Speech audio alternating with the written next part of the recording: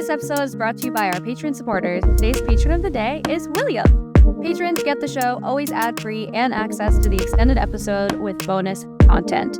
If you don't want to miss all of that, go to patreon.com/calltheline. That's patreon.com/calltheline. Notably, William was the patron of the day because he threatened us. A little bit. There was a threat of make me patron of the day or else, and so we just want to make sure that it is very clear here. We will at the line negotiate with terrorists. That is a thing we will do. Yeah. Oh man. Thanks, William. I guess we got to make this show. Yeah. Okay.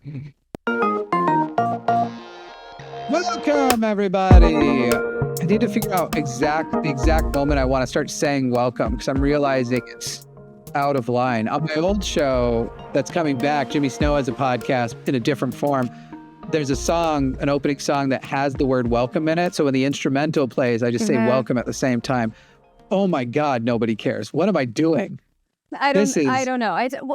Right before we started, I was saying that Jimmy's going to be a great grandpa one day because he just has this like crotchety old man energy that I think when it matches your age, you're really going to let it like flourish and expand. And I feel like it's going to be like in part because of the little rants that you just have. She's saying I have autism. You're artistic. Right? Autism with Riz in it. Autism. Oh, no that's good. I'm good. Autistic. Has anyone invented this yet? Is this mine? That's the first time I've heard it, and Love on the Spectrum exists. And so I feel like that's got to be just you. Like, that has to be like a Jimmy creation. I did it. For May 24th, 2025, I'm Jimmy Snow. I'm Alyssa Loop. I'm Arden Hart. He's like, oh, that's a thing. They did not prepare me at all. They didn't I showed prepare. Up, though. Hi, Arden. Indeed. Hey, yeah. What's up? How are you? I'm doing great, actually. Been a good Anything day so you want to rant about? Oh my God.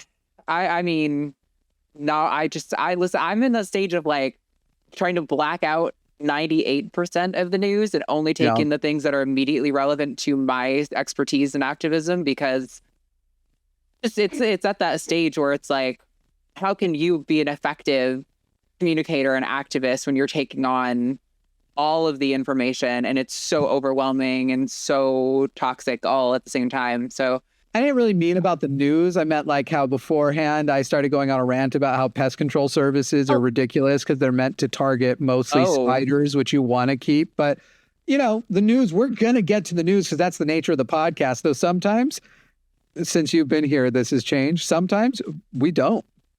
That's fair. I mean, my special interest, I have a new lizard and he's really cool. I showed you. I'm not going to pull him out again because I think he's had enough for the day and he's still new, but he is so cute and he is so handleable and he is, oh my God, I can't wait till I can pull him out when his head is fully red. You guys can see how awesome he looks in person. It's so cool. I want to see. And also, he has a beautiful long tail. So long, like 3 times the length of his body. It's crazy. Pretty cool. Alyssa, have you gotten more messages and seen more comments about last week's bonus show like I have? Because people are like, bro, last week's bonus show where y'all are talking about, like, we talked about some kinky shit. Alyssa talked about some cucking stuff that happened in her past. Like, last week's was patreon.com/calltheline. I'm just saying, y'all, the bonus show. I forgot what we talked about on the bonus show. And then I was looking at the Patreon comments earlier today. And I saw a comment that was like, wow, that bonus show was wild. And I was like, wild. I don't remember what we said. And now it's coming back to me that's what we talked about. But I don't know. It's so funny because like we so freely talk about this stuff that I just I kind of think we could have posted that on OnlyFans and made a bag, you know? Probably. The things we talked about, only spoke about. But look, it was not, y'all got that. For a mere $5 is crazy. Yeah. Yeah, it's wild stuff. Anyway, we've got a lot of stuff to talk about, specifically this great, big, beautiful bill from Donald Trump that the Republicans have just passed through the House. A Texas bill coming after legal forms of THC that were previously loopholed. And the world just coming to an end. But I think, as always, I feel a desire to delay it some. And so let me just bring up something that's been on my mind. Have you guys seen that video on Reddit of the alpha dog Do you know what I'm talking about? There's like a bunch of dogs barking and they're kind of fighting each other. And this like little, like, what even is he's just a shaggy dog comes in and everybody just straightens the fuck up. No. And he's like, crazy. There's a huge, like, what do you call it? Scooby-Doo style dog. Great Dane? The Great Dane. Yeah. It was like a big black Great Dane who's like all standing proud. And then this dog walks by and he immediately cowers, like bows to the ground fully as the dog walks past, like put another dog in his place. I love it. If you just go to Reddit right now and you type in alpha dog into the search, it's like the first several results you'll get to see this thing. Alyssa, maybe mute when you do, but I'm muted now. The dog doesn't even get violent either. He just he like pushes the other one down. Well, the other one goes down and he'll just kind of like place himself on him and put a like soft paw on the throat. It's all posturing though. He's like, listen, I don't need to do it. You know I will. They know, right. I wish a motherfucker would is what it kind of says. Now, I will say the sad side of that is now more videos are coming out and people are going down the social media hole with it. And it kind of looks like that place is a shit place for the dogs. Right. And so one wants to maybe resist going and supporting that channel and other places where they might make revenue. It looks like that actually might not be a great dog situation. I don't know the full story though. Maybe people are going to have more and be like, look, I mean, at the end of the day, they all look fed and healthy. And yes, obviously there are some internal fights going on. I don't think there are some people who will be like, that's dog abuse, trying to break up a fight with a broom. And I'm like, yeah, he's not hitting with the broom. He's just kind of putting the broom in there. Yeah. And what are you supposed to do? Throw your body in there? Yeah. But and then also you're going to get hurt. And then in some states, the dog immediately has to be put down. Like, in Texas, where we live, let me see if I can find what the numbers are. Where we live, though, they kill, I think it's millions a year, but I could be wrong, just because they don't have room in the shelters. Yeah, so it's literally like, it's not just like old dogs, sick dogs, those sorts of things where we're like, we're not going to bother putting in the medical care for them or whatever, which, is sad, but I guess at a certain point is understandable. It's literally like puppies. I'm not even joking. Like, I know. In LA, it's like that too. One of my besties runs a shelter, Hopeless So Frantic. She actually pays for her dog shelter with her boobies on OnlyFans. It's amazing. Y'all go look at boobies, look at her sweater puppies, save the regular puppies. Yeah. Puppies for puppies, people. Puppies for puppies. And it's a wonderful, it's a great deal. I don't know why that comes out of me sometimes, but I was talking about boobs though. She often rescues like litters of puppies that they were within hours going to put down had she not shown up. So like people were like, oh, well, and by the way, like even weirder, it's like quote unquote purebred puppies, like purebred German shepherds and shit. It's like, and people are like, well, I would rescue, but I want to go to a breeder because it's so important to me to be this specific dog, where it's like, okay, you fucking I never get that, because gross person. If you need purebred dogs are so inbred that they're going to have so many health issues. So many times people want to get a purebred dog because they're like, if you get a rescue, you just don't know what you're getting. I'm like, the only thing you know that you're getting when you get a purebred is exactly the health issue that they're gonna have, and it's gonna be way worse than if you just got like a mixed, even like Astro, my other dog, is exactly that situation. His mom was a Chihuahua and she was pregnant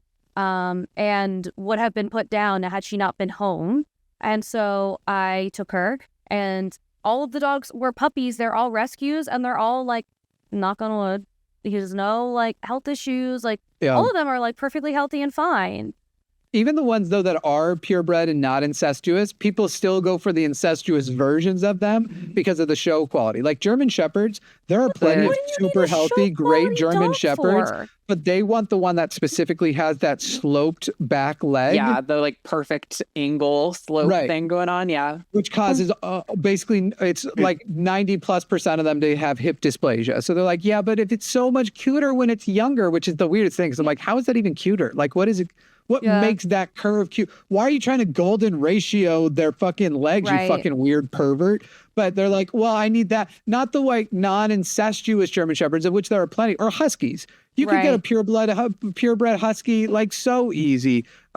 Huskies are a lot. And you know what else are a lot? Purebred Huskies, they're a lot. Purebred Chihuahuas, they're a lot. I have a hybrid Husky Chihuahua.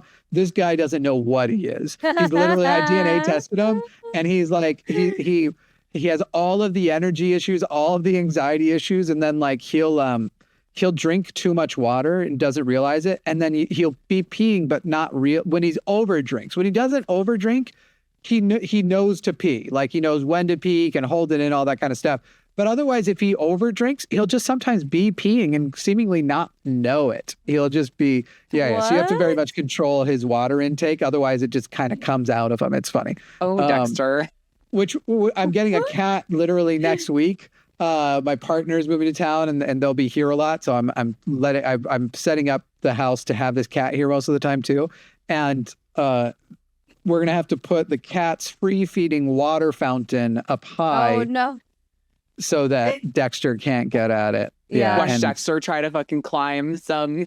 Oh my God, that's really funny. He's so well behaved. You have him trained well, but I'm just like, I can just see him getting so excited. He's like, oops, forgot. This is mine. I don't think he would do it for the water. For food is the thing I'm more concerned about. I am doing a litter robot for the litter so that there's just no chance he's going to go in it. Dogs love to eat cat shit because it's like high in protein and stuff that they like. But yeah, I know. But the litter robot immediately gets rid of it. So I think that'll handle that. And then for food, also doing a robot feeder, and this cat is like super food motivated. So I'm actually more worried about the cat trying to steal his food than I am about Dexter trying to steal the cat's food. And then we've already talked about it, and she's improved some things, but like she's one of those cat owners who just can't be remotely anything she'd call mean to her cat. So like, no, it's okay that the cat like comes and tries to sniff at the food that's actively in my hands going toward my mouth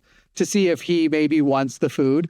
Or, it's okay that he will just bother me nonstop if I'm ever just touching chicken at all. And I'm like, ugh, that cat is going to get a rude awakening here because I'm a very strict animal parent. I do feel like it's harder to, like, you can definitely do something about that kind of level of intrusive behavior, but I do think it's a little bit harder to train cats and stuff like that. Like, I've had some cats that were food motivated, excuse me. Luckily, Daphne's great. She's not like that at all. She knows her food. That's all she wants is the food that's for her. But with some of the cats I've had that are like those chicken obsessed cats, I'm like, there's nothing you could do. Like if you chained them, they would bite off their leg to get to the chicken. You know what I mean? Like, oh my God. I've had problem dogs my whole life. Like I got Dexter because he was a problem dog in a lot of ways. Like and I've had cats the same way. And it's like, I get what you're saying, but I think a lot of people, it's a lot of like, they think of this warning system where they're like, hey, I said no. And it literally just has to be from the onset, which the nice thing is they're moving here. So the cat's going to be introduced to me. So the cat's going to find out right away, if you come for my chicken, you immediately get either contained to a room or kenneled. So now he's going to quickly associate, I'm going to go in a carrier or I'm going to be separated with I stepped up to the chicken. You can observe the chicken from afar. You can admire it, but you're not getting near. And so it's one of those things where it's like, why do you say no 3 or 4 times before you grab the spray bottle or whatever version? And of course, I like the positive training methods, but you have to have hard boundaries with cats, especially. You can't definitely consistency. Very important. They're a take an inch, get a mile sort of thing. Dexter was so crazy when I got him. He had to literally be medicated at first, and then we were able to work him off the medication. That's how crazy Dexter was. He was. Wild. It's just a lot of energy. So crazy. So people, when they think they have a high energy dog, it makes me laugh. Because if you see Dexter will get in so high energy that like he'll just do this like crazy hop spinning thing as though he's having a standing up seizure. He goes absolutely bananas. And he has this anxious need to experience everything at the tip of his nose. So, but he doesn't know what he wants next. So he's just flying around being crazy. That's really cute. And he needed a ton of structure.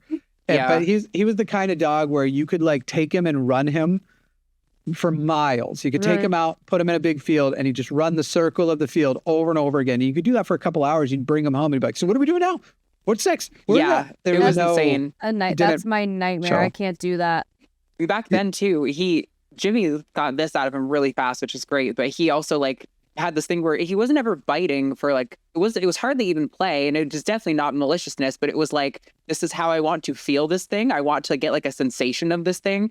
And so he would bite like everything to feel it. And I was like, oh my God. But Jimmy got that out of him so fast. Like it was like within like a week, you were like, oh yeah, no, I just shoved my arm into his mouth. And then he was like, oh, nope, I don't want to do that anymore. Yeah, you literally just make it, not like not in a hurt way. You just make it uncomfortable. If you keep putting my hand in your mouth, all right, I'll put it in your mouth all the way. And then go, I was like, what? You wanted my hand in your mouth. You got it. So they just stop quickly. Yeah. You don't gag them or choke them or anything. It's just literally just like that. You just hold it there. Yeah. Yeah. It's just consistency with animals a lot of times. But anyway, we'll now be canceled because somebody will be like, Jimmy is describing being an abusive dog owner. We are sending the APSA over to his house. SCA, whatever it is. ASPCA. Yeah, it was close. They would literally come to the house and be like, please don't make us kill your dog. You're great. I think if you work at the APSCA, your soul's just become, you got into it because you love animals. And now you're like, so I put down and burned the carcasses of 50 dogs this morning. Anyway, are you treating this dog okay? Oh my God. Yeah. I can't. Anything that's related to like an animal being hurt, it makes me like, I can't take it. Dexter has so much respect and reverence for you though. Like he definitely is like, he's learned the dynamic and he listens to you really well. So I don't have to. I don't have to do shit now. Now he's just like, yep, I know my structure. I know my place. We're good. It wasn't punishments. It was mostly based on structure. I never treat train. I think people who do that are crazy. I don't want my dog to decide between the treat and like the squirrel, but I treat. I give my dogs treats. Just I keep it completely separate from training. It's just a matter of like, yeah, this is what we do here. This is how it works. This is. Right now is quiet time. You go lay on your big old bean bag and I'm going to lay down on my bed and we all just shut the fuck up for a while. Yeah. His only thing that he still has left is he can be a bit yappy. He can be a bit vocal when other people are around and he's just like, please, look at me, please. Yeah. But yeah, even if there's somebody on speakerphone and he hears their voice. He wants to be included. Yeah. He wants to talk. That's the husky side. He has the husky chatterer in him still. Cute. He's a good boy. He's a sweetheart. And it took me 4 years or whatever, but now he actually puts on weight too, which was crazy because he was so high energy. He was just burning every calorie just by vibrating. But now he's starting to get a little bit of mass to him. It's mass, people. He's tacking on mass. That's why I got my Chihuahua, who was already an adult when I got her, and lots of attitude, as we know, Bonnie. And then Astro, when I decided to keep Astro, I was like, I'm excited to have a dog that plays because Bonnie does not give a shit about toys. She doesn't want a snuffle mat. She's not food motivated. Like she literally does not care. She is impossible to train, does not care. And Astro, all dogs are possible to train. She just has like a steel will. Like she just does not give a fuck. She doesn't care about pleasing me. She doesn't like literally. When you come to visit, bring her and leave her with me for a week. And now the worst part is you'll take her home and she'll go right back to it. Right. But you're going to see. It's like I love everybody I've ever helped with this, but it's you're the problem, not with the dog. I'm sure it is. Is. But Astro was like really active until recently. Now he's like he's slowed down. He's 4 and now he's like leveling out. Chilling. But Bonnie's been a couch potato since I got her. It's in my lap right now. I love a couch potato dog. Dexter is not one. Yeah. Which is funny because if I get another dog at some point, I want a huge one. I want a horse of a dog next time. Oh my God. I love Birdie's mountain dogs so much. I would want one so bad. That's like a dream. They're so cute. I've successfully trained Shibas, and anyone who's had a Shiba is like, okay, he knows how. That's the fucking that's the dog who's a cat. That's what a Shiba is. Yeah. They are stubborn as hell. Anyway, this is the animal podcast. Yeah, we've been talking about animals for 20 minutes. What'd you think of that video? seeing the scruffy dog come over and just that was crazy. That dog has fucked some shit up in the past. Yeah. Oh yeah. Oh, that dog has killed some goats. Yeah, that dog does not fuck around. Yeah, that dog so funny.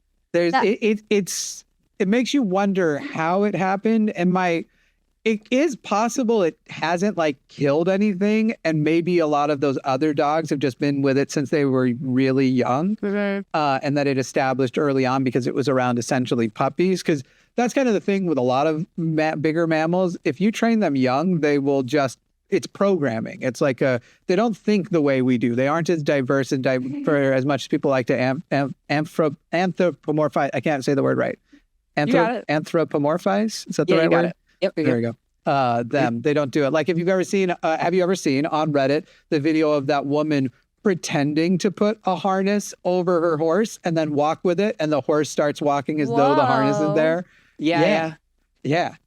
I want to find, if you haven't seen it, oh my God, Alyssa, why am I not just sending you all the memes that make your, so here's the thing. There used to be a period of time where Instagram reels would mostly serve me boobies, to tell you the truth. It'd be like, you're a guy. I've never seen like boobies or anything like that on Instagram. I will say, well, it's not. It wouldn't be like nipples. It'd just be like, hey, here's thirst traps. We know you'll slow down to watch them.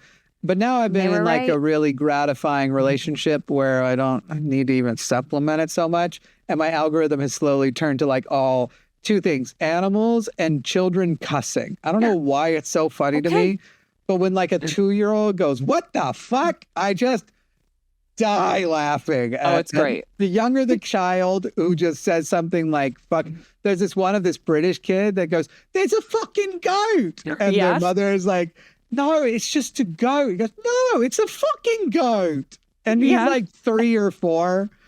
Just kids being crass is really funny to me. Or like this one, he doesn't swear, but they're in like a furniture store, and their little boy, who must be, like I said, 3 or 4 years old, is standing up on a big ottoman, I think it was, or maybe like the back part of a huge couch.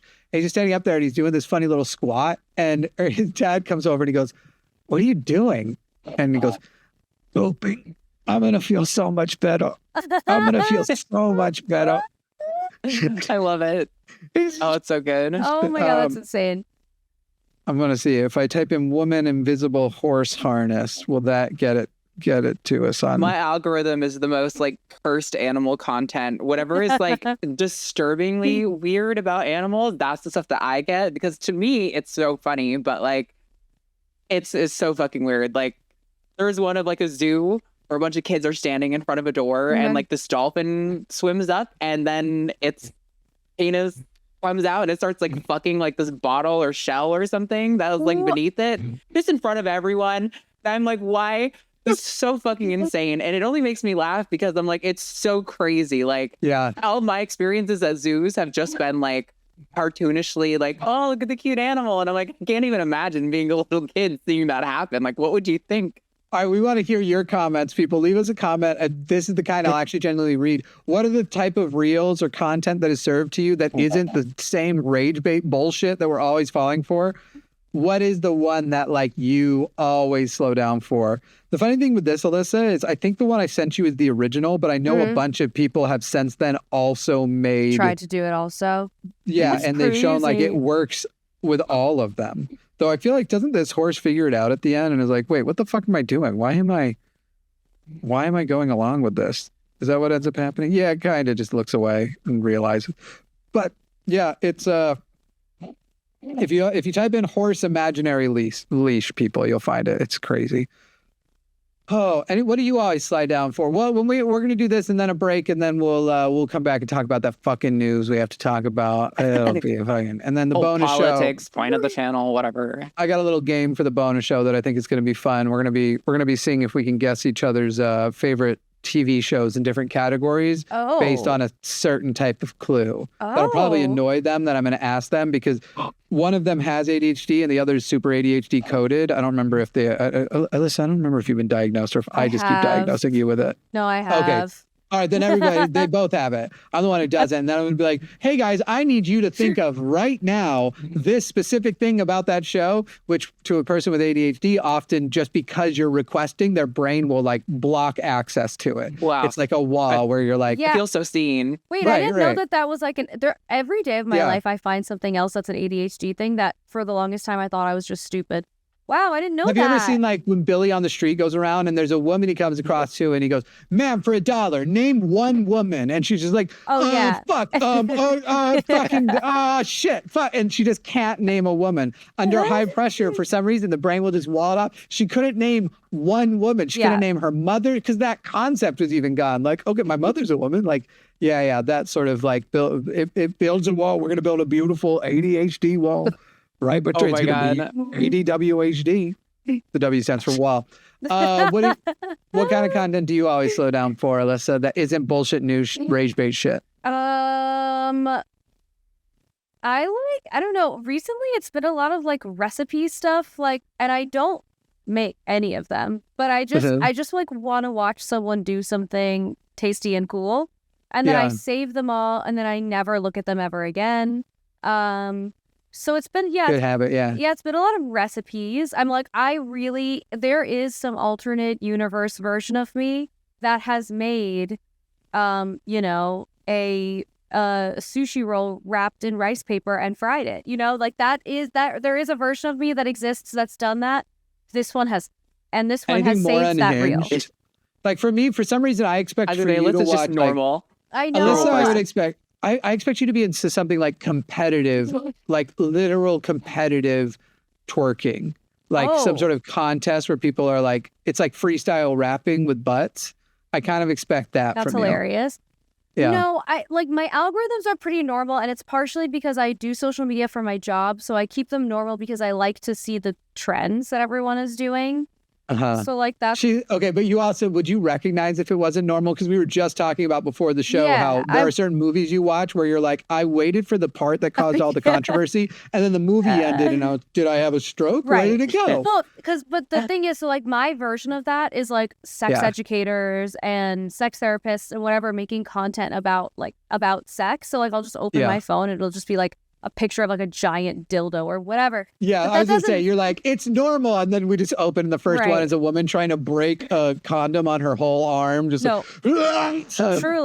Like that's probably the weirdest that it gets, like the most abnormal that it would get. But like for me, it's normal because it's part of my job. So that like there's that part of it, and then the part of it where it's like I like a trending audio, like that's important for me creating content. But I will say, to the note of weird competitive things that I watch, somehow my friends and I have gotten into watching like sumo wrestling competitions. Have I told you about this? Oh wow, no, that's crazy. I don't know where this came from, but it's so interesting. There's always like a turn in the night where like we've been hanging out and drinking and watching music videos, and then all of a sudden we are really intensely watching sumo wrestling competition. Yeah, got it. All right. And it's an amazing sport. All of the matches are fast. Like they're fast with it. And it's and obviously there's like it's very ceremonial in some aspects too. It's really interesting. And we're like yelling. We're like getting up. We're yelling at the TV. We're very Do you have a favorite athlete involved. Or have you not figured out? I have not chosen a favorite. I think it's like a little soon for me. And also there's so many, like there's different weight classes and there's so many different competitions that are happening and they happen so fast. So there's so many competitors in general.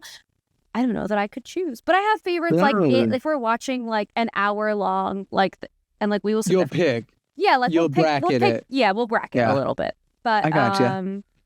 Amazing sport. I recommend. Oh yeah, Arden, what do you slow down for? I think it's going to be snakes, right? Yeah, definitely snakes. I mean, I also like seeing, any good positive trans content, but I mean, I don't know, trans twerking content. I'm just trying to make somebody's looking at twerking here, and it's not me anymore. But between the three of us, nobo's stopping. So there's a good twerking trend that was out like a month or so ago that was really funny though. Yeah. I don't know if you guys have seen the show The Floor. It was a game show that I think was on Amazon Prime. Rob Lowe hosted it, and it was basically it would show you a picture and you had to remember the thing that was on the picture and say it. Oh. And so they would be like, there was one where they were doing desserts and they were like, cookie, s'mores. And the trend was like they took that audio, and whenever they said a dessert that you liked, you had to twerk. Oh, yeah. In Okay, comparison to how much you liked the thing. And that was a great trend. Yeah, that was a good trend. I knew it. I knew it would be among us, that somebody's stopping for, I just need someone to still. I used to stop for twerks, but now my twerk days It wasn't over. for the twerking, though. It was for the funny of like, s'mores really get you going, you know? Twerking is one of those things where you're like, yes, I get it, what people are into it. It's obviously hot. But then if you can't twerk and you try, it escapes you as this thing that is magic, essentially, where it's like, you guys are breaking physics as far as I understand. Because when I try to twerk, I look like I'm trying to break my hip. Like I'm trying to pop a bone out. I literally cannot imagine, because you don't have any ass to throw. So what could that possibly look like? I also thought of another kind of content that I consistently stop for, and now it comes up in my For You page all the time. Any lesbian content. I'm sad. I'm watching. And there was one that I was watching last night, and I was like, it's been 30 minutes. I need to get off this woman's account. And it's a couple, and this woman... Is it Haley and Kendra? No. Because we all love Haley and Kendra. I don't remember their names. You know who that is? Oh, yeah, I know Haley and Kendra. Yeah. Go to Instagram, type in Haley and Kendra, and tell us how much time you spent on Haley and Kendra's. How do you spell Haley? As a bisexual woman who has been in long-term committed relationships with several women, I love lesbian lifestyle content. Me too. So I watch that shit all the time. It's just, there's just something. How do you spell Haley? H-A-I-L-E-E, I think. Okay. And Kendra. It started out as like them just making like corny jokes at each other that were like sexy, corny jokes. And now it's like a whole empire. Oh, they're so cute. Oh, they have bunnies. Yeah. You haven't seen them before? It's like, you say lesbian content. I'm like, how did the algorithm myths you? There's a lot of them. There's a lot of really like wonderful lesbian But there's royalty couples. Also. And I feel Haley and Kendra are kind of royalty. I get it. And it's a long life. I don't know. I just haven't come across them yet. It is a long, long life. When we come back, the news, I guess. Oh my God, Mike Johnson is such a fucking, I want to say cuck, bitch. I don't know. I just don't like him. Hypocrite, though. Hypocrite. We're going to be talking about that when we get back from the break. We'll be right back. This episode is brought to you by the amazing people on patreon.com/calltheline, where you can get the show ad-free and you get the extended episodes where we do bonus shows, which is most of the time. Head over to patreon.com/calltheline and sign up today. Would you like to be one of the cool people who can prove... Welcome back. Let's talk about the news. Or, just kidding. We'll do it. We'll talk about the news. Where do you all want to go first? Do you want to go with this fucking bill, or do you want to talk about Texas and weed? Oh, they both suck. I feel like the bill is more important than the weed thing, though. That's, annoying and regressive, but not as important. The House has advanced a bill often called I think it's actually called the Big Beautiful Bill. Is that correct? Yes. I know that's what Trump called it. So the Big Beautiful Bill, which they're trying to squeeze in a bunch of to what is supposed to be mostly an economic bill, raising the debt ceiling, which is also crazy because we just made our credit rating better, and they're trying to go way further. So the amount of interest is going to explode. But these are the conservatives, we're the party of fiscal conservatism. They are going to outspend every president by no ridiculous amount. But in this bill that is supposed to be about government spending, and it basically is going to be to fund tax cuts for the rich. They're also throwing in some of their favorite wedge issues that, at the end of the day, the hard part is we talk about it so much that it's going to sound strange for me to yell, nobody cares about this. Because obviously people are pretending to care about it. But nobody fucking even knows trans people. None of these people who are so fucking upset about trans people has ever met one. None of that. They've just seen pictures and memes and stuff. They always overguess. Remember when Matt Walsh was on Rogan, and Rogan was like, how many people do you think of these kids are on hormone replacement therapy? And he was like, well, it's going to be huge. From our research, I don't know the exact number, but it's going to be in the millions. And then it was what? 6,000 or something total in the whole country, or was it less? I don't remember exactly what it is, but it's extraordinarily low. I mean, I have a few papers on hand that are about the rate at which care is given, and it's extraordinarily low for people under 18. Yeah.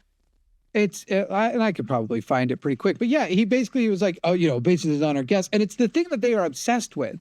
Like Utah, even Mike Lee, I think, no, that's the senator, Governor Spencer Cox from Utah, even vetoed a bill because he was like, at the end of the day, you guys are stealing time and making a whole bill about trans people in sports. And in the whole state, we have one kid who it would apply to. Mm-hmm. And you guys literally spent thousands of dollars in taxpayer money to make a bill that affects one fucking kid and basically just says you can't play sports anymore. Like, what fucking assholes are you? Granted, he's not come down on the right side of things since then.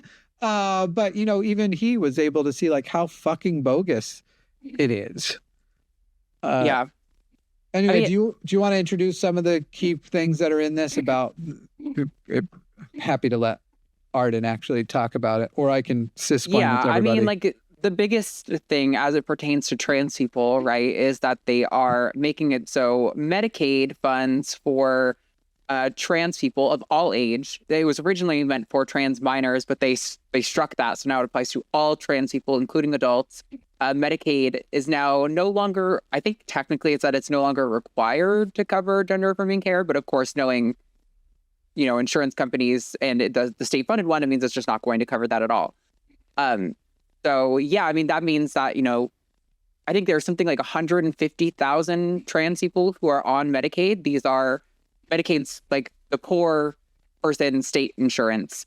They're going to be kicked off of, or they're not going to be able to access their transition related care through that. And yeah, so, there's going to be a lot of trans people who are essentially forcibly detransitioned against their will, which, as evidence has been so clear about for decades and decades and decades, this is going to lead to, comorbidities, depression, suicidality, lots of issues with people. And so, and we'll be talking about other Texas bullshit soon, but Texas is even trying to take it a step further. Not just, we're not going to require the health insurance companies to cover this as medical care. They want to force detransition in Texas. I don't know if that bill is going to make it all the way through, but that is a bill that's out there right now, is actually in Texas. If you are trans, you will be forced to detransition. Again, the Constitution, everybody should have freedoms, and yet on this wedge issue of, again, none of you fucking know any of these people. These people aren't in your lives. There aren't that many of them, despite the fact that they make it seem like it's so much. In fact, just looking up the numbers, fewer than 300,000 kids in the U.S. from the ages 13 to 17 identify as transgender. Fewer than 300,000. Of that 300,000, somewhere between 5,000 and 15,000 are on any kind of hormone replacement therapy, HRT. That's like how few it is. It is such a small number of people. And you guys are literally dedicating taxpayer money to basically just getting rid of them. You are wasting money on things while everything else. It is right now, billionaires have more of our money than fucking ever, but the minimum wage is still $7.25 in the country. $7.25 in the fucking country. Whereas you have minimum wages from years ago that, if you adjust for inflation and everything, were the equivalent of somewhere between $15 and $25 an hour. And even on those lower ends, we're still not living wages. It's just absolutely wild that this is going to be the thing where it's like, okay, now if you try to come after our bill, if you try to say, oh, by the way, economically, this bill is going to fuck you, and is going to take more money out of poor people's pockets and just move it to rich people's pockets. If you bring it up, they're like, yeah, you just want boys. You just don't know that boys can't be girls. That's going to be the whole thing that they're then just melting down about, because no one is actually as obsessed with them as the people who hate them.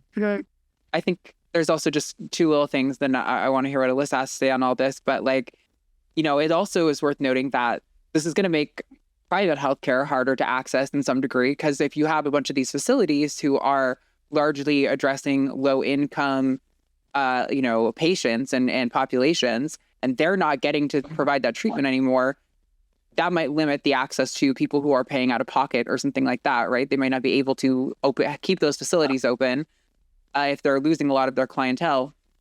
But also, it's frustrating because they did include things that I think even a lot of Democrats were in favor of, like the no tax on tips and no tax on overtime stuff, which I think also gives them another layer of shielding, where even though like the economists have run this, right? Like it's going to be people who make less than like $30,000 a year that are hit the hardest in this bill. They're going to be able to point to like, oh, but we did this good thing. And, there's some people who might just see a little bit less of their paycheck go to taxes at the end of the year because they might, be a waitress or something, who might be convinced that Trump did a really good thing for them when he's overtly harming like the majority of the working class. But it might be just enough to fool a few people into thinking that they got something out of it, They're going to get so fucked on medical care and other issues that are going up and increases in inflation that I think it's actually going to be watched. The only thing I do like about this bill, and of course I would still stop the bill instead of getting this is probably the thing we'll look back at if the Democrats take back the House and the Senate and be like, yeah, you guys, you fucking Icarused it. You fucking Icarus morons. You flew too close to the sun and went too fucking crazy with it, and then you started cutting Medicaid, which is in this bill. Like you guys are fucking idiots, and it's also kicking like DACA recipients from ACA coverage. There's a whole bunch of shit where it's just fucking so many people over, fucking over nonprofits and education. It is going to harm enough people. Oh, but don't you worry, they're eliminating the tax on gun silencers. There's a $200 tax if you buy a silencer for a gun. Don't you worry, they're getting rid of that. That's out. Oh, thank God. Yeah, it's one of those things where it's like I don't even, and they're raising the child tax credit, which as far as getting younger voters excited and stuff, you're like you're continuing these tax credits that were always to excess, that were often benefiting people who are in that situation because we live in a society that says have kids no matter whether or not you can or not. And now you're actually fucking a bunch of other people who be like, wait. You're going to quintuple. You're going to 5x the child tax credit. And now most of the like millennial generation, most of the Gen Z generation who are paying all of these taxes, most of us don't have kids. I don't know if it's a majority. I think it is though. Don't have kids anyway. And so you're telling me that I have to pay for their decision to have fucking 5 kids? Are you fucking nuts? It's, with a reasonable limit, if they wanted to put a tax credit on up to 2 kids, I wouldn't care. But beyond 2 kids, if you don't have the resources and it's not very clear, now we're getting into the territory of you're a fucking selfish asshole for having more than 2. And basically all of the things that they think about, these are the people who are stealing from the poor, taking from us. These races are taking from us. It's always fucking like rural Christian whites that are taking the most welfare dollars. And that's a type of welfare dollar, these expanded child tax credits that are going to people for living a more nuclear family Christian life. And it's fucking gross. And of course, they're also taking down the estate tax. So if you're super rich and you die, don't worry. Even after death, you're not going to pay your fair share. You'll never have paid your fair share. I wanted to make a note about the Medicaid situation too, because and this is like anecdotal, and I really would actually like to dig in and see where this exactly lands. But when you're buying health insurance in the marketplace, it is oftentimes like $600 to $800 a month if you don't qualify for Medicaid. It's extremely expensive. You have deductibles that are thousands and thousands of dollars, and then you get shitty service. You still pay co-pays. It's insanely expensive. And so a lot of people that I know who are entrepreneurs and aren't working in a corporate environment are on state-supported health insurance, or they're on Medicaid. And it's kind of like the thing that you use now to transition until you're able to actually pay for health insurance from the marketplace, which is insanely expensive and unreasonable.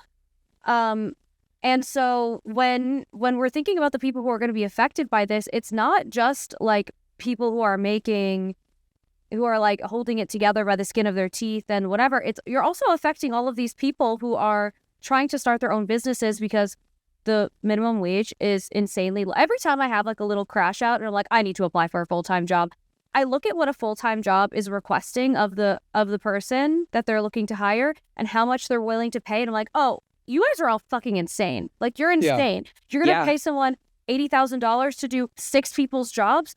You can suck my dick from the back. That's if you can even find that, crazy. though. Half the time you can't find a living wage with a bachelor's degree anymore. Right, exactly. Yeah. So a lot of people are choosing to work for themselves because they're like, this is not worth it. And so more and more people are deciding that they don't want to work in corporate anymore. And so more and more people are going to start to rely on Medicaid.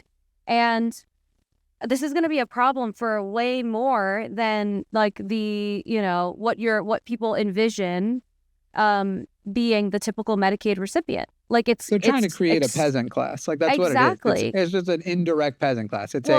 If you are not lucky enough to have been born rich, you need to work in one of the government subsidized corporate oligarchical organizations that we have approved for you. Please go stand in line and go work it. And like, it's sad because sometimes we'll look at some of those companies and we'll be like, wow, Costco like starts at $20 an hour or something like that. It's like, at least if you're going to do it, you'll be able to afford to eat. But it's also that we're heading in a direction of like, no. That's just what you guys have to do. You don't have a way to expand out of that. If everybody works at Costco, not everyone's going to make it to corporate and to management and shit. It's like you're going to have decent paying jobs, but no, that's all you're going to do. You're going to be born, you're going to work at Costco, and you're going to die. Or you'll get fired from Costco because you didn't, you took too many pee breaks and this is more of an Amazon thing. So now you have to transition to all that to Walmart's warehouse, or it's like a bunch of warehouse jobs to then support the people who can, buy the services, buy the excess, buy all that shit. And yeah, and that's until robots replace all that shit too. And while they're reducing the number of people who are going to get Medicaid, they're also adding Medicaid work requirements, which is fucking crazy, where it's literally like, basically, if you want to be on Medicaid, you need to also work. Robert F. Kennedy was defending this too, where it's like, isn't Medicaid kind of for the people who are too sick to work? It's like us taking care of them instead of just letting them die. And like, well, if you're on Medicaid, you should be able to work, because you seem to think that if you are sick and you have health care, you're no longer sick. That's not how it fucking works, especially in this country with the shortage of doctors and the fucking capitalist way we do medical healthcare in this country, where these people basically are also working at a factory where they're like, all right, pump in the next patient. Here's my thing. Pump them out. Send them off to the pharmacy. It's not real fucking healthcare. So already we have a fucking horrible healthcare system if you aren't rich. But if you're rich, we have the best one in the world. And we're just going to skip the saying that if you're not rich part, and just keep talking about how we have the best healthcare in the world. Why do you think all the rich people come to America? I love it when fucking Republicans say that. If we have terrible healthcare, how come the rich people come here when they have it? Like, you literally said it, you fucking idiot. Rich people have great healthcare here, you fucking idiot. They're not seeing my doctor. Right. They're seeing doctors we've never even fucking, you can't get in the front door of. They wouldn't let you use the bathroom if you were fucking having a miscarriage right there. Like, the fuck is wrong with you? Anyway, I could do this forever. But then they're also adding work requirements to the SNAP program, the food stamps programs. Like, it's not just that Republicans are stupid. It's not just that they're evil. It's that they're also cruel. Yeah. And right now, because they have Donald Trump, who can just say and do anything, can literally take billions of dollars right now in his meme coin injections. We have the biggest obvious emoluments corruption scandal ever in the U.S. And we're not even talking about impeachments happening right now. This is way bigger than Watergate, way bigger than the shit he did in his first term. And is anybody even talking about the crypto scam that he's doing? The fact that the UAE put in $2 billion into his coin before he came to negotiate on behalf of the U.S. The fact that he yesterday 2 days ago had a dinner with people, the biggest people who had bought his meme coin. And a meme coin means there's no mining happening. There's no thing that like gave it its value. It's just a fake coin. It's just like here's a coin called Trump coin. There you go. It's great. It's the best coin. There's nothing behind it. It's a meme coin. It's nothing. It's less than what already was kind of nothing as far as crypto goes. They're literally pumping billions of dollars into his wallet. If he wasn't a billionaire before and was lying about it, he definitely is now. The biggest obvious corruption scandal is happening right now. When you attack Mike Johnson for it, as a reporter did this week, he just goes, well, no, it's nothing like the Biden crime family, because they were doing all of that in secret. Trump does everything transparently and out loud. And then they ask him, what about the crypto scheme? And he goes, well, I just don't know about that. I don't know what that is. I don't know what you're talking about. They use that defense all the time. I mean, Yeah. Getting Sorry. billions of dollars for it. No, go ahead. I didn't know. I mean, that's just, I've heard that excuse with almost every Trump supporter I've ever talked to. Like they'll say, oh, I think Trump is the peace candidate, or I think Trump does this thing good. And then when you point out to them actual policies and actions he's taken, they go, oh, well, I don't know about that. I hear that constantly from them. But I think what's really sad to me also about a lot of this stuff is like, people don't realize like how low the threshold is you have to be to qualify for like that benefits and Medicaid and things like that. I don't have those numbers exactly on hand, but I've looked at them before. And even when I was a young adult, like making what I felt like was poor money, I still didn't even come close to qualifying. Like I still didn't make that little money. So like these are programs that are helping like the most impoverished among us in the United States. I mean, and I've heard these arguments for my entire life. Growing up, my dad was constantly talking about, you know, it used to be the welfare queen trope. I mean, it still kind of is, but it's not quite the same as much of the emphasis as it used to be. But, you know, they have their food stamps and they're taking from the working man kind of mentality. And it's unbelievable that we could be decades into this. And I've had so many conversations about the reality of the situation. And yet they're able to just repeat the same lines. And people are like, yeah, no, I'll vote for you. That sounds right. If I had worked in normal like industries or whatever from, you know, how Arden knows how sick I was from 2022 to 2024. Now I'm like getting better and being able to get back into things. But like I still didn't, obviously, no matter how sick I was, I never qualified for Medicaid. So I had to keep insurance going. And if anything had threatened that would have fucked it. And even then, having insurance and being able to afford to go to the doctor, things moved slow. And ultimately, I was the person who figured out and requested the tests for the things. So if like, not to be a dick, but if you're not as on top of your own shit and or as smart as I am in that specific category, you are like, that would have already taken with the resources. That person would have already taken years longer to get anywhere with it, very likely, unless you happen to get to the right doctors who didn't suck like mine did. They all suck, and they're also impossible to get appointments with.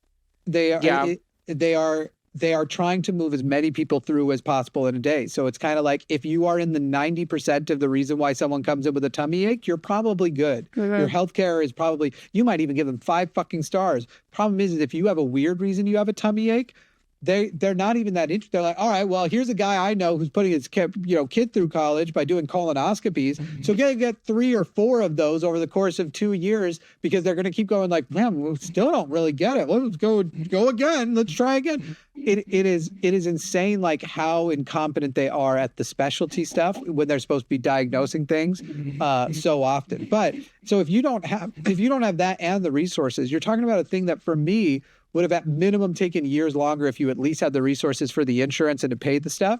But I was also getting sicker toward the end of when I finally figured it out. And so who knows even like where that would have gone. But let's say you made it through all of that. You're still talking about extending how sick you are for years and years, and those resources that you do have diminishing more and more. And you can only ask Arden to run the channel for months at a time for so long before it starts to look like you're kind of an asshole. But yeah, it's, if I had been in a regular corporate America job or whatever, I definitely would have lost my job because I was not well enough to work. I wasn't well enough to go to my fucking mailbox, which was a block and a half away. Like there were days where I was like, I know there's something in the mail I need to get, but I just don't feel up for that trek today. Like I don't feel like I could do it. And so I was like, when I would go to the pharmacy, I would drive to the mailbox too. It was like, that was how I was getting my mail usually. I wasn't even going to the mailbox. And so I would have lost my job, which would have probably meant I lost my insurance and coverage, and then hopefully been able to rely on Medicaid. But if Medicaid had working requirements, because during periods of time where the doctors are like, yeah, we can see you're sick, we could tell you're sick, but we don't know why you're sick, because it doesn't, obviously I had pre-existing things that didn't fit the new problems that were happening. At that point, it's like, okay, well, now I have to go convince a fucking politician that I'm even sick at all because they can't put a name on it.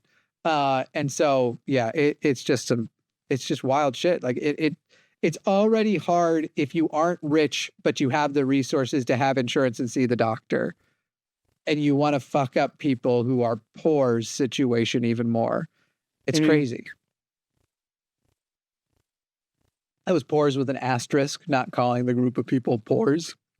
For the record, the people who are pores situation with an asterisk. I know that there's a shitty way where people will call people who are poor Them the pores. Yeah. I think Tom Segura made that a thing. The another Rogan comic who was pretty funny and then was like, but now I need to talk about how cancel culture is bad. All right. We come back. Texas getting rid of weed. I say when we come back, one more ad break, and we'll shit on Texas. There's so much we can shit on. They don't make it hard at all. Except that I think they will give you boner pills, and that'll be covered in Texas by your insurance. Great. The only way in which, isn't it funny how like Viagra is more covered on insurances than like, menstrual products? Yeah. That's great. Well, everything is more covered than menstrual products. Menstrual products we pay for out of pocket. Yeah. Fucking unbelievable. Those are luxury items. Yeah, imagine. I'm just saying, you guys would get more done if you would just free bleed on Republican sofas. Would you like to be one of the cool people who can prove they were supporting this podcast right from the beginning? Well, you can. Head over to linemerch.com. That's LINEMERCH.com and pick up some Founders merch for The Line as a podcast that will only be available for a short time and features the rough draft drawn logo that soon will be updated to look less like it was drawn by a 3-year-old. That's linemerch.com. Welcome back to the past. We're going back in time for the future in Texas.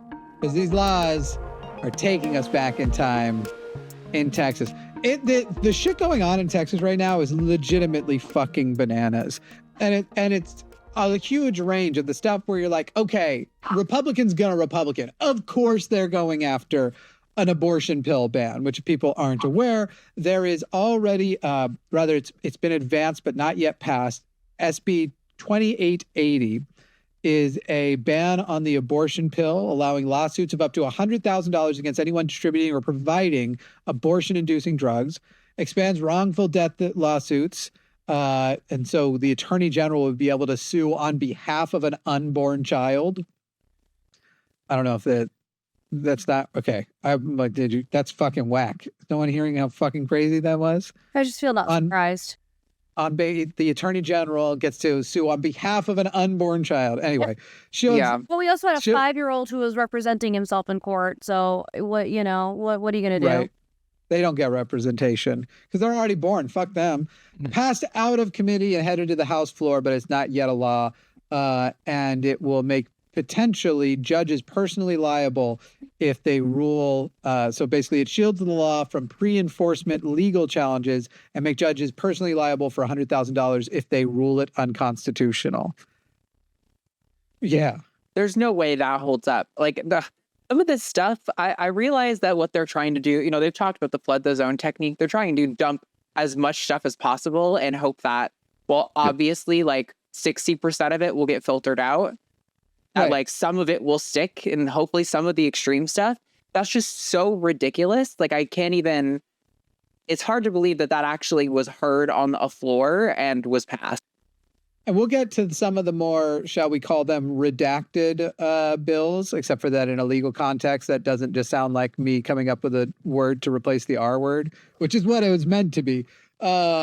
These fucking Republicans, R stands for redacted. Anyway, that's pretty good. So there's also, what is the name of this bill? There's a trans healthcare ban currently has passed the House. It is pending in the Senate. It bans all gender-affirming care, which includes puberty blockers, hormone therapy, and surgeries for minors, but in its latest form could extend to adults on Medicaid or other public coverage, prohibits state funds or insurance from covering gender-affirming care. So any insurance that is state-supported, you wouldn't be able to, and therefore would impact mostly at first youth and potentially those who are relying on public insurance. Already passed in the House, pending in the Senate, and then we have other bills coming up down the road to actually force detransition people, but this isn't a part of that specific bill. They're expanding school vouchers, which for people who aren't aware sounds very nice and great, of like, oh, you'll have the choice of where your kid goes to school. And it always ends up turning out to be that rich people get their kids' private school paid for, and you still end up in the public school system. It doesn't actually expand most people's choice at all. And that's already passed the House. A religion, DEI, and school library bill. This is Senate Bill 10-13. 10 through 13 rather, where it would require the 10 commandments. This is all passed in the Senate, coming out to the House, which the House has been the more radical body. So don't expect any of this to change. 10 commandments in every public school classroom, not even just at the front of the school, which some places were doing. Every classroom allows school prayer and Bible reading, as in over the intercom, that kind of stuff. Bans DEI initiatives in K through 12 public schools, which is never well defined. So it's basically just like, yeah, your new storyteller's black. DEI, get them out of there. And gives parents control over the school library materials, allowing, basically if you don't want your child to have access to resources that might help them through a time of, say, discovering their own queer identity, you can fuck over another parent who does want that book there for their child. Instead of you actually just being more actively involved in monitoring your child's library account, which is also an option. You can literally go online and see what books they've checked out if you want to be that kind of fucking helicopter parent. You actually don't want to put in that level of effort. So fuck the other kids and their parents' values. All 4 of those bills have passed the Senate and are now in the House. Other wild pending legislation, they want to remove licensing requirements for certain low-risk professions. So basically things like forklift operator and shit, you wouldn't need to be licensed to do a lot of things anymore. They want to expand what nurse practitioners and what's the other one called? I think PA is the thing for it. Basically, allow them to do more doctor stuff, which even if that wasn't a problem because those barriers are up for a reason, it's also not going to help much because those people are also completely booked up. The shortage in tech of doctors, nurse practitioners, and physician's assistants already. We have a huge shortage of all of them. And then some gun rights bills that basically just expand. You have more guns in more places because in Texas, we don't have enough guns in enough places. It would expand constitutional carry, get rid of gun-free zones, and preempt local firearm rules. So yeah. We haven't even gotten to the weed yet. Anybody got anything on any of those? I can't understand why you guys still live in that state. I'll be honest. We live in Austin. Still. We live in Austin. This is like a thing where if you move to Austin, you would say, like, I did this to before I moved here. I did it too. When you don't live in Austin, people are like, why do you live in Texas? And the response you always hear is, I live in Austin. Yeah. Because it is different. It's still a problem because we are subject to Texas's laws, but we're also like kind of safe from some of them too. I don't know if as public figures, I think like the weed bill we're going to talk about, we probably will have to honor it because we might be targeted for the kind of shit we do. But I don't think most people, when we talk about this weed bill, I don't think most people in Austin, even Dallas and Houston, I don't think anybody's going to, obviously the dispensaries, the people selling it, they're fucked. But I think individually, I don't think it's going to change much.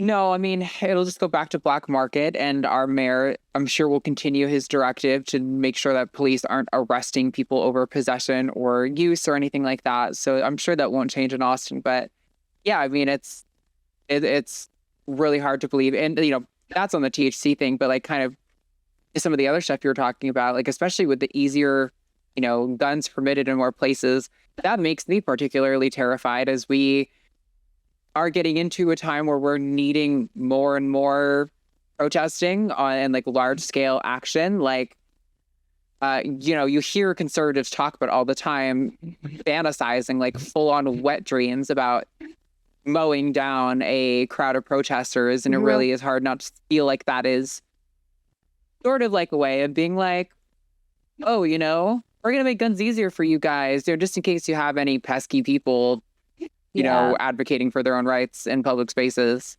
Also, I want to look up this one thing, because if I'm thinking correct, I think it is close to 18.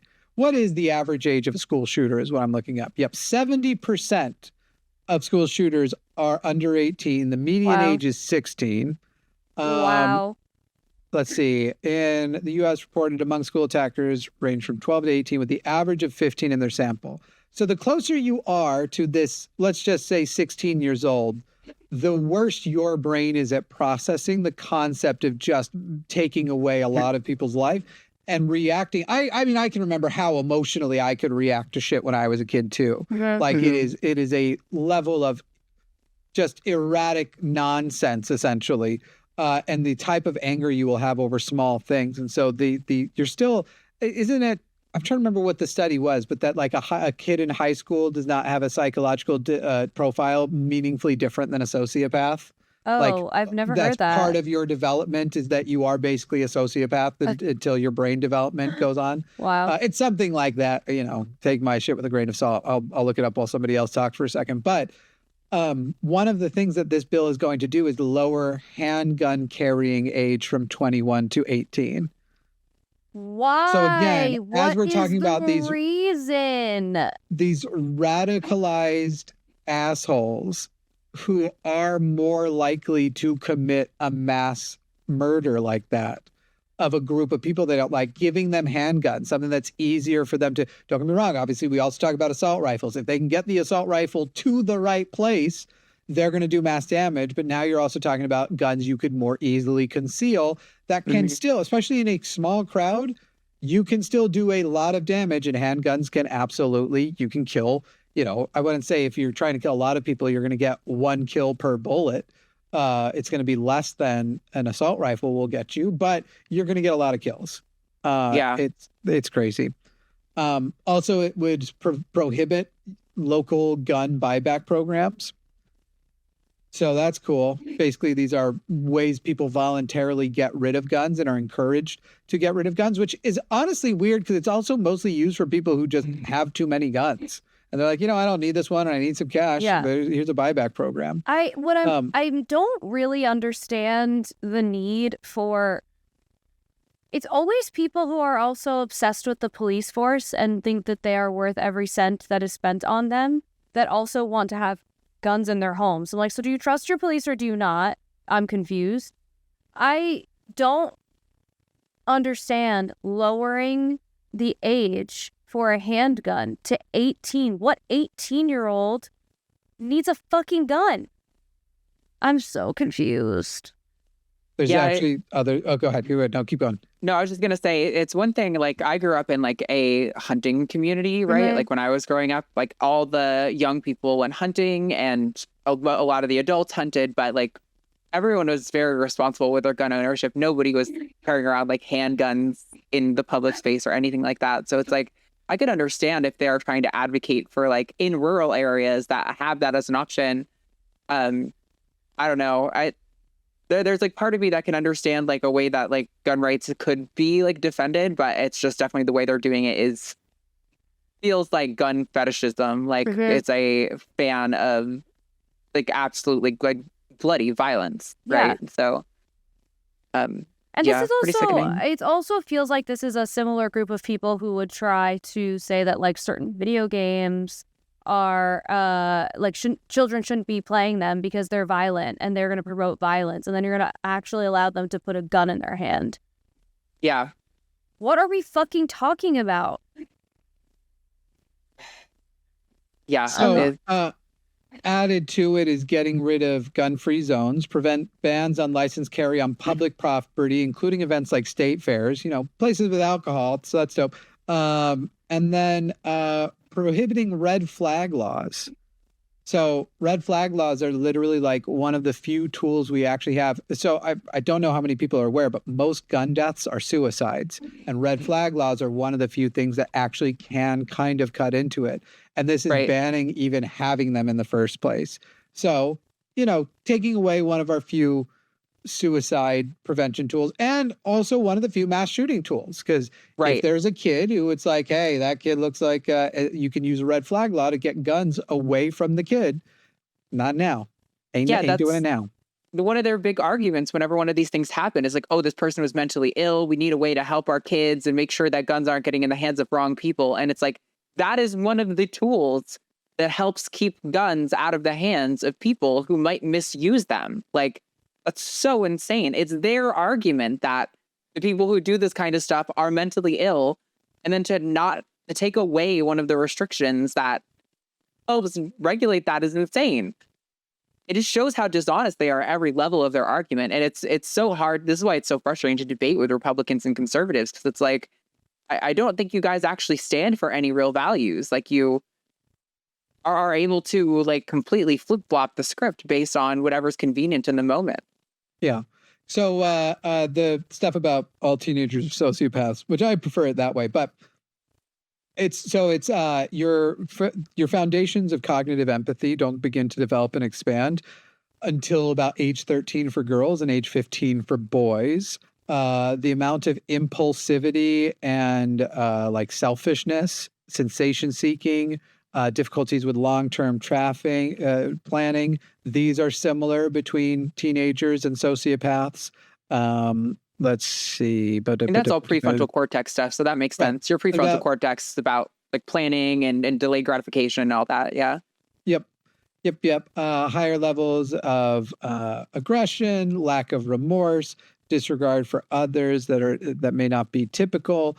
You see those things in higher levels of younger people, but actually there are levels of that you can start to already monitor for in teenagers to be the precursor of what would be an adult antisocial personality disorder. Because many of those personality disorders actually are not diagnosed in children and teenagers for this very reason, that prior to the development of those parts of the brain, they're completely normal to see, which is weird because if you go on TikTok, you think they're all being regularly diagnosed at 14 years old. It's crazy. I've been diagnosed with insert favorite trending mental at 14 years old. I've been diagnosed with this. No, you haven't. Anyway, so that didn't say that most teens are sociopaths. They're just the exact same as a sociopath, and we're waiting for them to stop. And it should be. It should stop. And look, it's not even hard to believe because I also can remember how selfish I was as a kid compared to now. Now I'm just really selfish. Back then I was entirely selfish. And that's a change. That's a development. Honestly, it's an improvement. It makes sense. When you date men, especially as a young person, you can see it, you know? Alyssa, you were muted, which was devastating for me because I saw you were laughing and I was I was sorry. My laugh track is gone. I'm sorry. I did laugh. We'll put it in post. Oh my God, sorry. I'm being like harassed. There we go. Now you think it's funny. That's our studio audience, everybody. That's right. Earl. I'm sure there's an Earl in there. Is anyone named? Have you ever met a person actually named Earl your whole life? I don't think so. I think I might have. But I couldn't tell you. I think I went to an event when I lived in Florida and like got to like fist bump Earl. Nope, his name wasn't Earl. It was Dale Earnhardt Jr., the race car driver. So that wouldn't work. My parents were big NASCAR fans. Even the most famous Earl is the guy from My Name is Earl. That actor's name is not Earl. Oh. Well, he's an actor. Can you name a famous Earl? This is like no one on Jeopardy would get this question right. Earl, is there any authors? That feels like that would be the name of like a Regency era author. Yo, I just asked AI, and the only thing it came up with was a famous Earl is Earl Grey. But his name wasn't actually Earl. His name was Charles Grey, and he was the Prime Minister of the UK from 1830 to 1834. Was Earl like a title? Isn't that a title? It is, yeah. Yeah, I mean people named Earl. Well, so now do we know what's it called? like, I think now we know that the name, if you name your kid Earl, they'll never see adulthood fame. Right. Yeah. Right. I'm looking at like the number one it gave me was Earl Sweatshirt, acclaimed rapper and member of the group Odd Future, as which is on all of our playlists. All right, last thing, did y'all see Kanye's trying to start his redemption tour? Yeah, I saw he posted, "I'm done with anti-Semitism." Yeah. Okay. What? And he said, was it? He was like, all I needed was a FaceTime from my kids, and now I want to be. And then he goes, now I want to start saving the world again, which is crazy. Yeah. What the fuck are you talking about? He was like, "Oh, I realized that God is love. Someone please, can we please just take a, like, I'm so tired of hearing about him. I just want someone to take his internet away." What? But that's also like, that was your justification for loving Hitler in the first place. Right. You were literally like, when God, loves Hitler, so I love Hitler, I like that. That's my entire impression of Kanye, It's just wild when I feel like women in the industry who do things like that get put into one of those fucking conservatorships where they have no rights and people talk on their behalf and they're just become an arm of whatever fucking, company is making the most money off of that person. But with Kanye, he's like just fully unhinged, unlight all the time. Always. I love all people. God forgive me for the pain I've caused. But then the next one was, I forgive all the people who caused me pain. And I'm like, bro, you're still making it about you. Like, you're making it about you, and yeah, okay, I'm letting it go, so you gotta let me go. Like, I'm gonna let go me being a fucking Nazi. Right. While and then there's all these paid protesters apparently at the Diddy thing. Did you hear about that shit? That people were walking up and they're being offered $20 an hour to wear a free Diddy shirt in this area. I think it was in New York. Yeah. They'd be like, "Do you want to stand with them for $20 an hour?" And so now people are wondering if that was also a part of the whole, I don't know if you saw that group of like 20 black men in a circle singing his Hitler song. I did not see that. No. It wasn't even singing the song. It was just singing the loop where they heil the guy. And then it's like, all my buddies are Nazis, except it doesn't say buddies. Right. Yeah. Yeah, no. Oh, I think as far as like, I don't know, no one, it's funny to have the Diddy thing happening in New York and they're trying to pay people to show up. No one gives a fuck about freeing Diddy. Like, no one here cares as a resident of New York. I promise you, no one cares. Kanye, I feel like there was a period of time where even if you were a Kanye fan, you were kind of like a weenie anyway. And now, if you are still a Kanye fan, you're a weenie and a racist. So. I just wanted to prove it. I pulled up Instagram. The first one that my algorithm's serving me is a woman trying to get a cat to jump on her back, and I think the cat's just not going to do it. This is what we need, video. People. This is what really we need. good. When you opened your like reels, that's the first thing that came up. If I open I opened a video that I think was my girlfriend's music, and then I just flicked, and the next video was a cat climbing on a woman's back. Okay. Let's see if the next one's a thirst trap. Oh, it's an ad. Okay, here's a kid explaining what a selfie is to his mom, and I'm guessing. Oh, the kid walked away. He's like, I don't want to do it. There's a kid laughing at their mom getting hurt. Okay, thirst trap. Here's a thirst trap. It's somebody who looks like they're getting on the floor about to go down on their guy, and he doesn't realize what's happening, and he gets down on the floor too, like they're playing hide and seek. Okay. I don't know. This is what we need to be paying attention to. Fuck the world. I'm telling you, I feel that every day. Listen, I'm down for a little doom scroll. It feels less doom scrolly to me. When I was on Twitter, it was all doom scrolling because that was just like bad news, bad news, bad news, bad news. But on Instagram, it's first weird shit, and I'm like, it's great because even though it's embarrassing and I don't want anyone to know that this stuff's coming up on my feed as I say it live on this podcast, it's so much better than reading the news. I'm like, oh my God, the giant fish that just shot splooge all over that guy's lap. That's hilarious. Yeah. So much better to think about that than whatever news article just came out. Yeah, I mean, the one place that I feel like I can't go if I want to like wash my brain is Threads.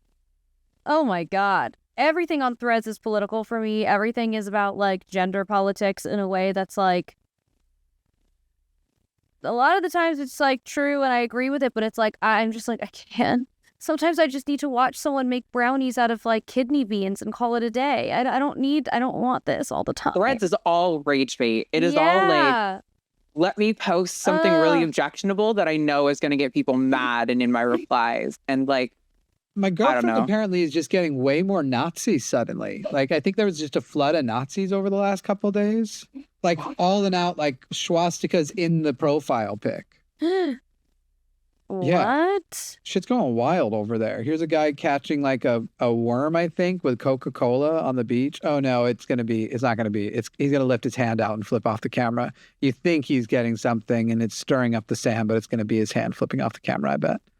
I'm almost positive here. Yep, here it comes. Too much build up, people. This is like, you have 7 seconds. What are you doing? Yep, okay, we got there. Charlie Kirk defends himself against a fan. I live in a capitalist, okay? I live what I believe. He's just screaming at him, and apparently he was at a thing with Hassan. All right, that's the show. Fucking sorry. Sorry.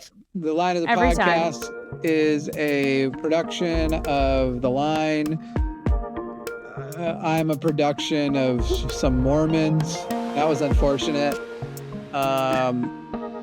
Follow us over on Patreon, patreon.com/calltheline. We're about to play a little gamesy game regarding some of our favorite TV shows. We're going to see if we can guess each other's favorite TV shows. And the game is, we've got 3 categories, and you have to guess based on a famous quote from it. So we'll have to come up with quotes from those shows, and the other 2 have to see if we can guess it on the basis of the hint. And that's going to be the bonus show. Oh Thanks my God. for coming today. Or you can go watch the last one, which was spicy as hell, and hear about the cucking. Okay, bye.